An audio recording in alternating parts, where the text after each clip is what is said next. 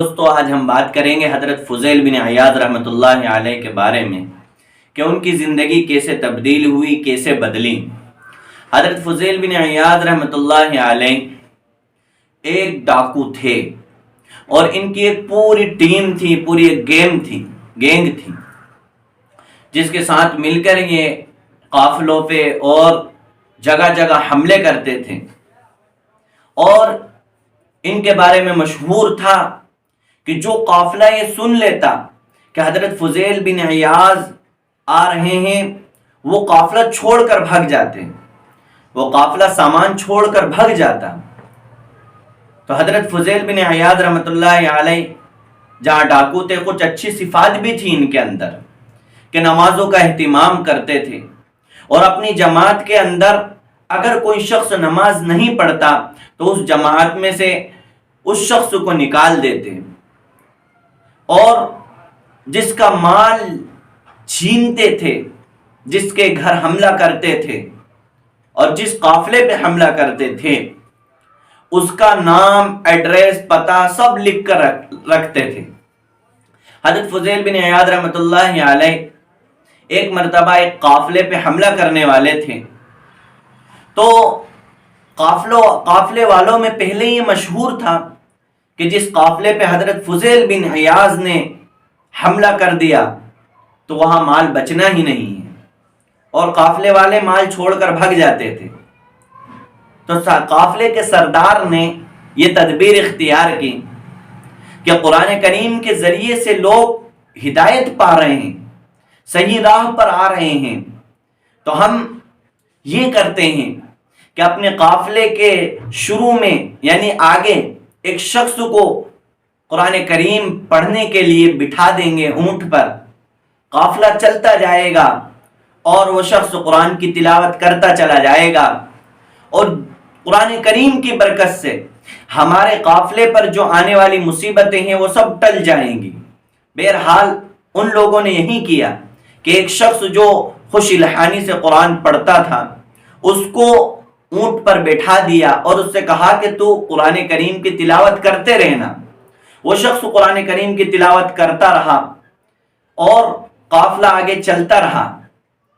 اتنے میں حضرت فضیل بن عیاض اس قافلے پر حملہ کرنے کے لیے آ گئے، تو جب حضرت فضیل بن عیاض قافلے پہ حملہ کرنے پہنچے، اس وقت وہ جو شخص قرآن کریم کی تلاوت کر رہا تھا وہ آیت یہ پڑھ رہا تھا، أَلَمْ يَأْنِ لِلَّذِينَ آمَنُوا أَن تَخْشَعَ قُلُوبُهُمْ لِذِكْرِ اللَّهِ، جس کا ترجمہ یہ ہے کہ کیا اب بھی وہ وقت نہیں آیا ایمان والوں کے لیے کہ اللہ کے ذکر سے ان کا دل پسیج جائے، ان کے دل لرز اٹھے۔ فوراً جب یہ آیت حضرت فضیل بن عیاض رحمۃ اللہ علیہ نے سنی تو سب کو روک دیا اشارے سے کہ کوئی حملہ نہ کرے، اور کہنے لگے بلا یا رب قد آن، اے میرے اللہ آ گیا ہے وہ وقت، آ گیا ہے وہ وقت، اور دل سے سچی توبہ کی اور اللہ تعالیٰ کی طرف رجوع ہوئے، اور اس جو اپنی زندگی جی رہے تھے اس سچی پکی توبہ کر کے، جو وہ پہلے سب کا جس کا بھی مال لوٹتے تھے اس کا نام، پتہ، ایڈریس لکھ لیتے تھے، اسی کے مطابق جو مال انہوں نے لوٹا تھا اس مال کو ان لوگوں تک پہنچانا شروع کر دیا، سب کو سب کا مال لوٹا دیا اور سب جگہ سارا مال پہنچا دیا۔ آخر میں جب نیشا پور پہنچے تو وہاں ایک یہودی کے 40 درہم رہ گئے تھے دینا، اور حضرت کے پاس کوئی مال بھی نہیں بچا تھا کہ اس کو دے دیا جائے۔ جب اس کے پاس پہنچے اور اس سے معذرت کی اور معافی مانگی کہ میں نے آپ کا مال لوٹا تھا اور 40 درہم آپ کے مجھے دینا ہے، لیکن میرے پاس میں وہ مال نہیں ہے، میرے پاس میں پیسے نہیں ہیں کہ میں آپ کے درہم دے سکوں، لوٹا سکوں، آپ مجھے معاف کر دیجئے۔ وہ یہودی کہنے لگا کہ میں اس وقت تک معاف نہیں کروں گا جب تک کہ مجھے میرے درہم اور میرا مال واپس نہ لوٹا دیا جائے۔ تو حضرت فضیل بن عیاض رحمۃ اللہ علیہ نے کہا کہ مال تو میرے پاس ہے نہیں، لیکن میں یہ کر سکتا ہوں کہ میں آپ کا غلام بن جاؤں گا، آپ کے یہاں کام کیا کروں گا، آپ کی خدمت کرا کروں گا، جس کے نتیجے میں میری جو تنخواہ رہے گی اس سے آپ کے پیسے کٹتے جائیں گے اور آپ کا جو قرضہ مجھ پر ہے وہ قرضہ بھی اتر جائے گا۔ تو حضرت فضیل بن عیاض رحمۃ اللہ علیہ نے یہ طے کر لیا اور اس یہودی کے یہاں کام کرنے لگ گئے۔ اس یہودی کے یہاں کام کرتے کرتے کافی وقت گزر گیا، وہ یہودی ان سے متاثر ہونے لگا۔ تو پھر حضرت فضیل بن عیاض رحمۃ اللہ علیہ سے کہا کہ دیکھو میں نے قسم کھائی تھی کہ اس وقت تک معاف نہیں کروں گا جب تک کہ میرا مال مجھے لوٹا نہ دو، جب تک کہ میرے پیسے میرے درہم مجھے دے نہ دو، اس وقت تک میں معاف نہیں کروں گا۔ اگر میں اپنی قسم کو توڑتا ہوں اور تمہیں معاف کر دیتا ہوں تو میں جھوٹا کہلاؤں گا۔ اس لیے میں یہ چاہتا ہوں کہ میرے تکیے کے سرانے کے نیچے جہاں میری چارپائی لگتی ہے وہاں میرے تکیے کے سرانے کے نیچے ایک سونے سے بھری ہوئی تھیلی ہے، آپ جا کر وہ لے لیجئے اور وہ تھیلی لے کر آ جائیے اور میں آپ کو دیتا ہوں اور آپ مجھے وہ لوٹا دینا، تاکہ میرا جو قرضہ آپ پر ہے، آپ کا جو قرضہ ہے مجھ پر، وہ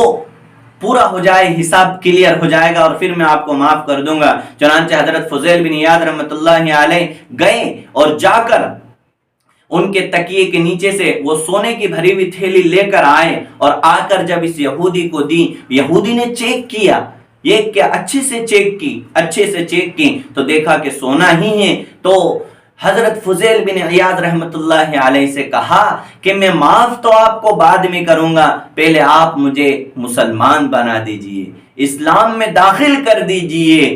حضرت فضیل بن عیاض رحمۃ اللہ علیہ دنگ رہ گئے کہ یہ کیا ہو گیا، اس سے وجہ پوچھی تو اس نے بتلایا کہ میں نے تورات کے اندر پڑھا تھا کہ امت محمدیہ کے اندر کوئی شخص سچے دل کے ساتھ توبہ کرتا ہے، سچے دل کے ساتھ اللہ تعالیٰ کی طرف رجوع ہوتا ہے تو اللہ رب العزت اس کو وہ عطا کرتے ہیں، وہ انعام دیتے ہیں کہ اگر وہ مٹی کو بھی ہاتھ لگائے تو وہ مٹی بھی سونا بن جاتی ہے۔ میں نے اپنے تکیے کے نیچے مٹی کی تھیلی رکھی تھی اور آپ سے کہا تھا، آپ نے سچے دل کے ساتھ توبہ کی ہے اللہ سے اور اللہ کی طرف رجوع ہوئے ہیں، آپ اس مٹی والی تھیلی کو اٹھا کر میرے پاس لے کر آئے، اللہ نے اسے سونا بنا دیا۔ میں سمجھ گیا کہ اسلام سچا مذہب ہے اور آپ صلی اللہ علیہ وسلم سچے رسول تھے، چنانچہ اب مجھے آپ کلمہ پڑھا دیجئے، مسلمان بنا دیجئے اور میں اسلام میں داخل ہونا چاہتا ہوں۔ میرے عزیز دوستو، اگر